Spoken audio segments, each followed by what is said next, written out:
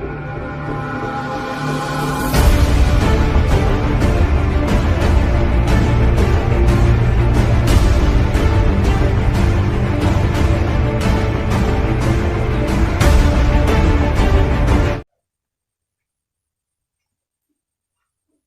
Morning students.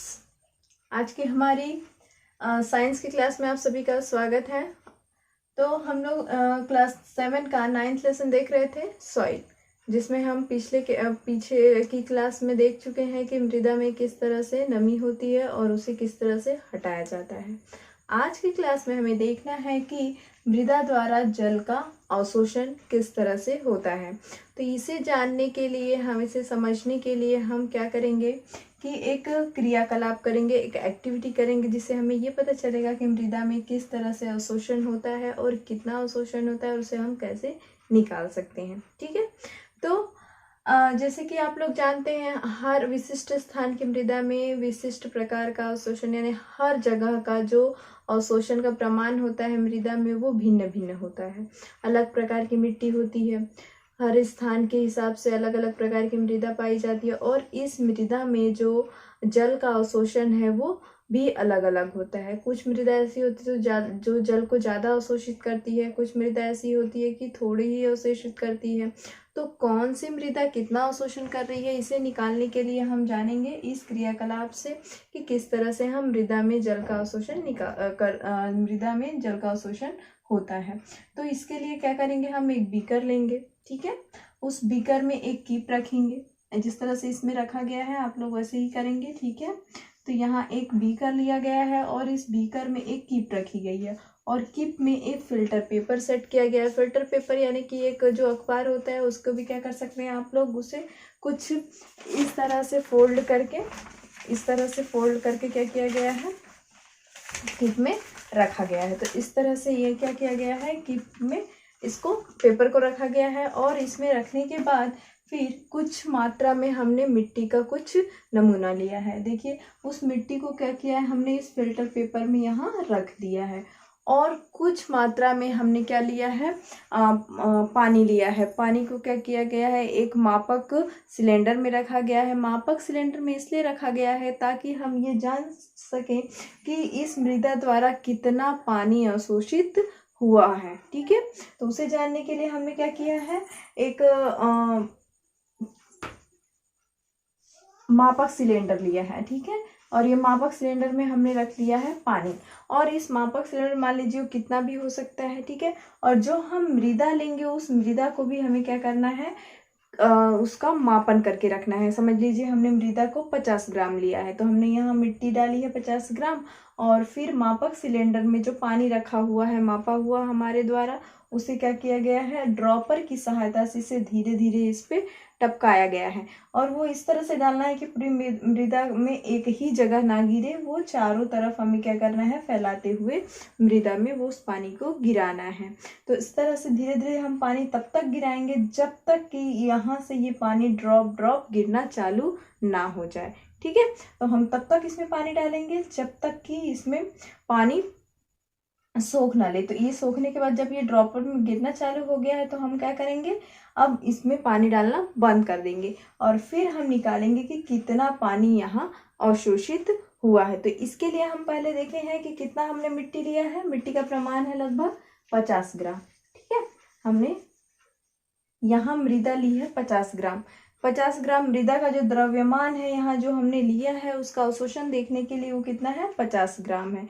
उसके बाद मापक सिलेंडर में जल का आयतन, आरंभिक आयतन क्या था, जो मापक हमारा सिलेंडर है इसमें हमने शुरुआत में कितना पानी लिया है वो रखना है। तो हमारा समझ लीजिए वो कितना होगा, UML है। कितना है, UML। ठीक है।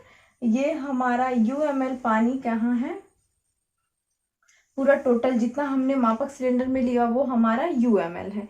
उसके बाद हमने मापक सिलेंडर में जल का आयतन VML, मापक सिलेंडर जो हमारा है, ठीक है, उसमें जल का आयतन कितना हुआ है, कितना पानी, यानी हम यहाँ कितना पानी है या फिर इसमें कितना पानी बचा है, इसमें डालने के बाद कितना पानी हमारे पास बचा है उसको क्या करेंगे, इसमें से, यानी कि ये हमारा इसमें बचा हुआ पानी है, बाद में ये डालने के बाद बचा हुआ पानी कितना है, VmL। तो इन दोनों को हमें क्या करना है, कितना इसको निकालने के लिए, यानी मृदा द्वारा अवशोषित जल का आयतन।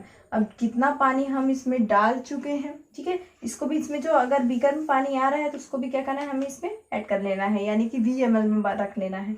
तो हम U माइनस अगर V करते हैं तो हमें जो वैल्यू मिलेगी, जितने ग्राम या जितने ml वैल्यू मिलेगी, वो होगी मृदा द्वारा अवशोषित किया गया जल का प्रमाण।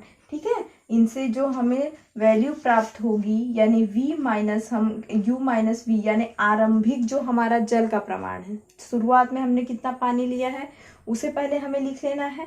ठीक है, और इसके डालने के बाद कितना पानी यहाँ हमारे पास बचा है, यहाँ सोखने के बाद, इसमें सोखने के बाद हमारे पास जो भी बचा हुआ पानी है उसे क्या करना है, इसमें से माइनस कर लेना है, और जो वैल्यू हमारी आएगी वो होगी मृदा द्वारा अवशोषित किया गया जल का प्रमाण। ठीक है, अब यहाँ पे 1 ग्राम यानी कि 1 ml, ये वैल्यू हमें रखना है, हमेशा रखा जाता है कि 1 ग्राम यानी कि 1 ml।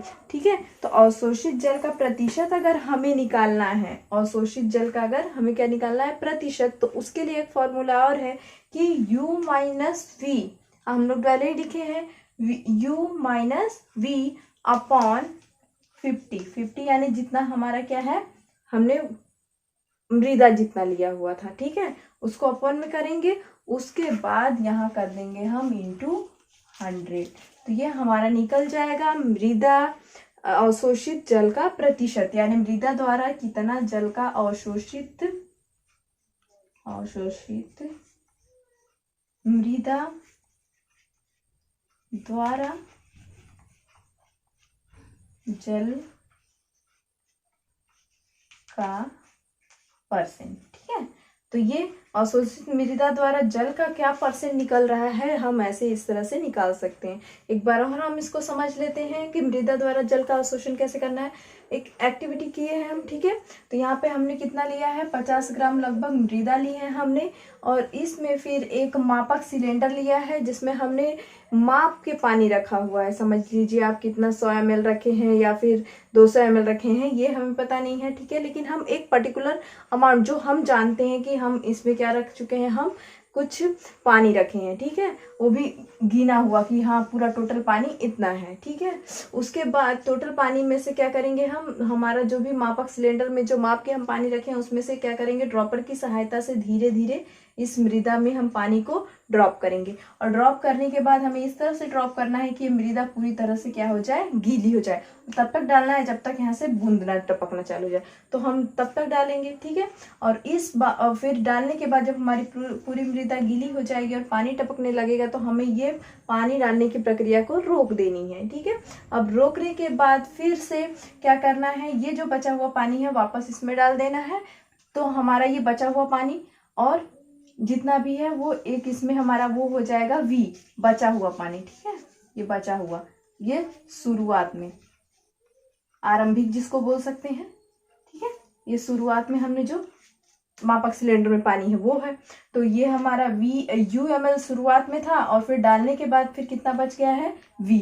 तो हम U माइनस अगर V करते हैं तो इसमें जितना पानी अवशोषित हुआ है वो हमारा निकल जाएगा, कि मृदा द्वारा कितना पानी जल का अवशोषण हुआ है वो निकल जाएगा हमारा U माइनस V करने पे। ठीक है, और उसके बाद जब हमें इसका परसेंट निकालना है कि अवशोषित मृदा द्वारा जल का परसेंट अगर निकालना है तो हम करेंगे U minus V upon 50 into 100। तो इस तरह से हम करेंगे तो हमारा क्या निकल जाएगा, परसेंट। तो ये हुआ मृदा द्वारा जल का अवशोषण। ठीक है, अब आप लोग को क्या करना है, इसको फिर से अपने किताब से अच्छे से पढ़ना है और अच्छे से समझना है। ओके, तो आज की क्लास में इतना ही। होमवर्क के तौर पे क्या करेंगे, आप लोग इस डायग्राम को बनाकर और ये जो फॉर्मूला है इसे अपनी कॉपी पे लिखेंगे। Okay, thank you.